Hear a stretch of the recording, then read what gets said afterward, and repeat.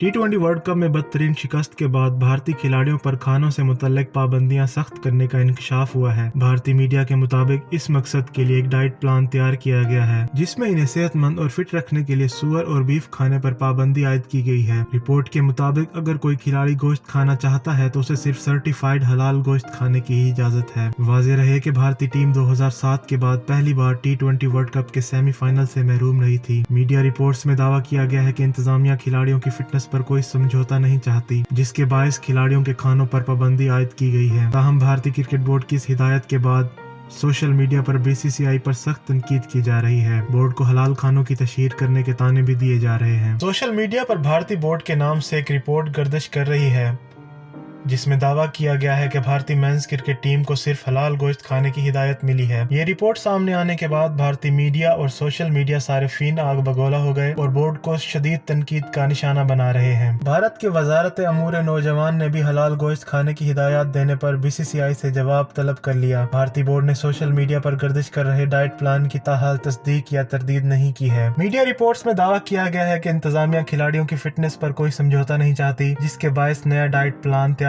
करते हुए खिलाड़ियों के खानों पर पाबंदी आयद की गई है। भारत और न्यूजीलैंड के दरमियान 2 टेस्ट मैचों की सीरीज 25 नवंबर से खेली जाएगी।